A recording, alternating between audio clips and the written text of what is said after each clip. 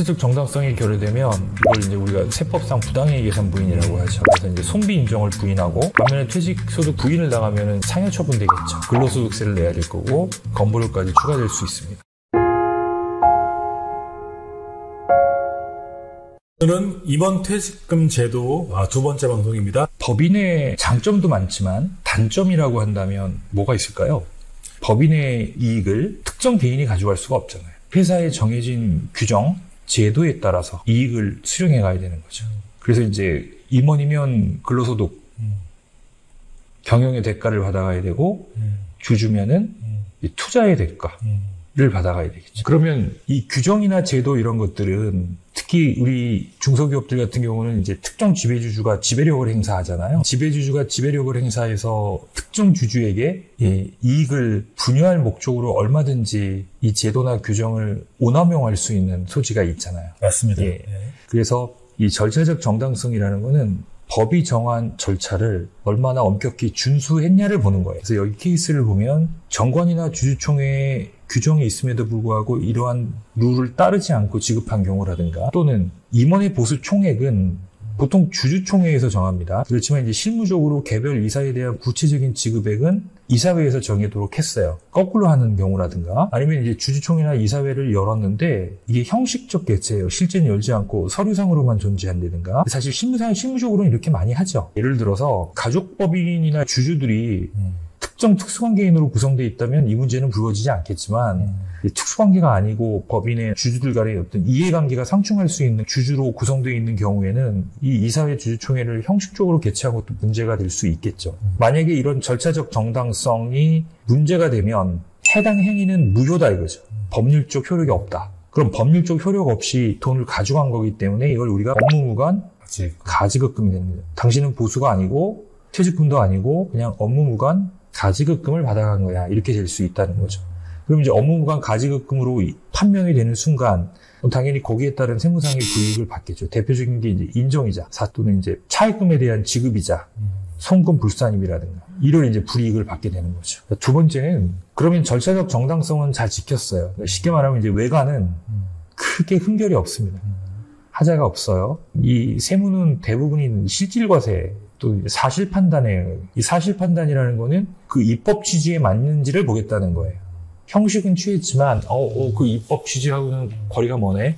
그러면 이제 실질과세를 하겠다는 의미로 해석을 해야 되죠. 물론 이제 여기 나와 있는 게 특정 사유 하나에 해당돼서 실질과세가 된 게 아니에요. 여러 가지 것들이 중복이 돼서 이거는 퇴직금으로 전부 또는 일부를 볼 수 없다. 이렇게 판단을 내린 경우죠. 우리가 규정을 만들고 제도를 운영할 때 이미 이런 사례들이 나와 있잖아요.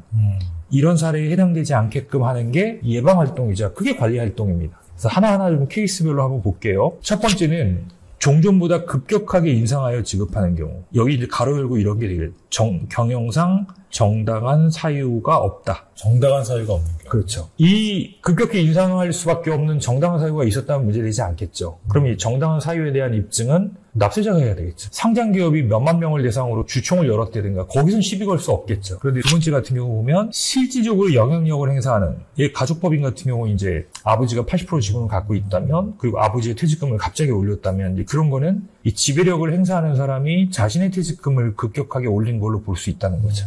그것도 이 자체만으로 문제가 된다는 말씀드리는 게 아니에요. 다른 행위와 같이 연계가 돼서 부당행위의 사유가 될 수 있다 이렇게 말씀드리는 거죠. 세 번째는 유사규모의 다른 법인에서 통상 지급되는 급여 수준에 비해서 지나치게 많다. 이건 되게 중요한 것 같아요. 우리가 보통 보면 사회적 통념이라든가 상관행 앞에 이제 무슨 형용사가 붙냐면 건전한이라는 말이 건전한 상관행. 법이라는 게 되게 추상적인 내용이 들어가 있는데 어떤 의미로 해석해야 되냐면 그 비슷한 규모의 동일 업종이나 아니면 동일한 매출 규모 이 회사들이 어느 정도 받아가요. 상장 기업들의 이제 급여 수준이라든가 퇴직금 배수라는 게 이미 여러 가지 통계적으로 데이터가 나와 있습니다. 그걸 참조하는 게 제일 낫겠죠. 거기서 벗어나 있다면 부당행위로 볼 소지가 더 높아진다 이런 의미로 보시면 되고 그 다음에 퇴직금이나 근로소득 급여는 경영에 대한 기여도에 따라서 받아가는 거예요. 누적된 이익을 받아가는 건 주주가 가져가는 겁니다. 근데 누적된 경영성과를 급여로 받아가는 게 아니에요. 그래서 가끔 이제 잉여금 쌓여있는 거를 지금부터 이제 급여로 받아가야 되겠다.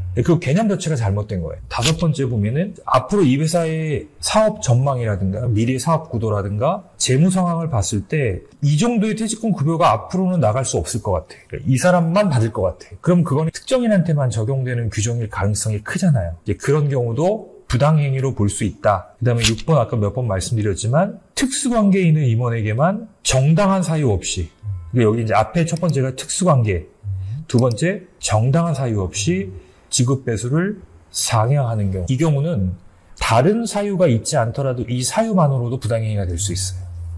세법은 특수관계인의 거래에 있어서 매우 엄격한 그 검증 잣대를 들이대고 있다는 거 아시겠죠? 맞습니다. 네, 7번째 보면 특정 임원의 퇴직 전후로 만약에 A라는 임원이 1년 전에 퇴직했고 B라는 임원이 올해 퇴직을 하는데 동일한 직급에 동일한 근속 기간 이사를 역임을 했는데 갑자기 이 사람일 때 규정이 없다가 이 사람일 때 규정을 만들어서 고배수의 퇴직금을 준다든가 하는 행위는 부당행위로 볼 소지가 있다고 말씀드리는 거죠. 그렇죠. 자, 그 다음에 과도한 가지급금을 부당하게 감소시킬 목적으로 상계 처리하는 거예요. 자, 이 경우는 우리가 이렇습니다. 여러 가지 법과 제도에서 허용하는 방식으로 이익을 회수해가요. 주주라면 자기 주식이라든가 이익 소각이라든가 임원이라면 퇴직금이라든가. 자, 그런데 정해진 입법 취지에 맞게 가져간 건 괜찮은데 이게 특정인에게 자금을 대여할 목적이 있다면 정상적인 자기 주식 취득, 정상적인 퇴직금으로 볼 수 없다는 거예요. 그럼 어떤 경우가 해당이 되느냐? 그거는 대부분 사실 판단을 하겠다. 하나의 요인만 갖고 판단하는 게 아니라는 거예요.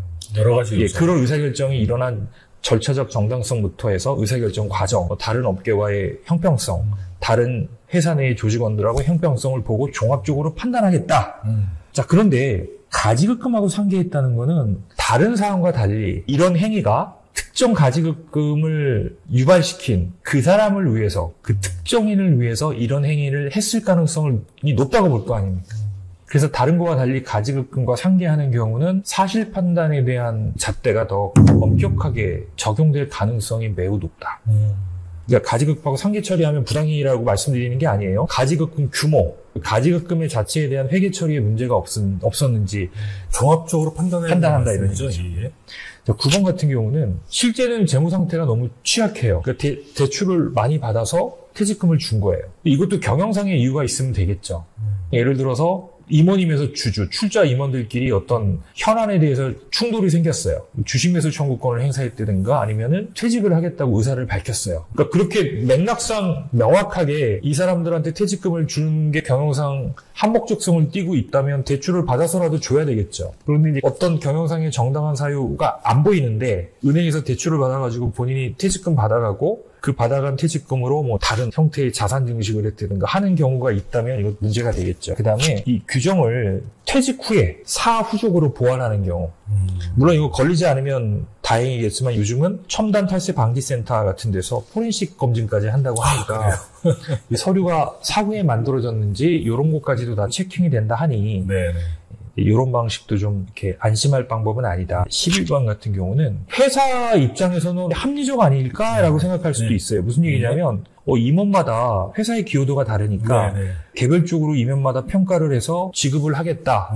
자, 그렇지만 세법에서는 허용하지 않아요. 특정인마다 임의적으로 그때그때마다 달라지는 거를 허용하지 않는다는 거예요. 예, 그래서 퇴직금 규정은 요건에 맞는 사람이면 다 동일한 기준으로 지급이 돼야지만 실체적 정당성이 있는 규정이다라고 이제 인식을 한다는 겁니다. 같은 12번도 같은 맥락이죠. 지급 배수를 근속이라든가 뭔가 직급이라든가 합리적 차등을 전제로 한 기준을 정해놓고 일관되게 적용을 해야지 그걸 규정은 따로 있으면서도 불구하고 개별적인 성과에 따라서 가감을 한다든가 하는 방식으로 퇴직금을 지급하는 경우에는 부당행위로 볼 소지가 많다. 이해하십니까? 마지막 부분 제가 읽어보겠습니다. 실체적 정당성이 결여되면 세법상 부당행위로 간주되어 법인은 법인세를 추징당하고 퇴직 임원은 퇴직소득이 부인되어 근로소득세와 건강보험료가 추가 부과된다. 네, 그렇습니다. 실질적 정당성이 결여되면 이걸 이제 우리가 세법상 부당해이 계산 부인이라고 하죠. 예, 이건 부당해이입니다. 그래서 이제 손비 인정을 부인하고, 반면에 퇴직소득 같은 경우는 부인을 당하면 상해 처분되겠죠. 그래서 근로소득세를 내야 될 거고, 거기에 따라 이제 건보료까지 추가될 수 있습니다. 오늘 방송은 퇴직금 지급에 있어서 판례를 중심으로 해서 케이스를 말씀해 주셨기 때문에 이 부분만 유의하시게 되면 불이익을 받지 않으실 것 같습니다. 자, 오늘 방송 감사합니다. 고맙습니다.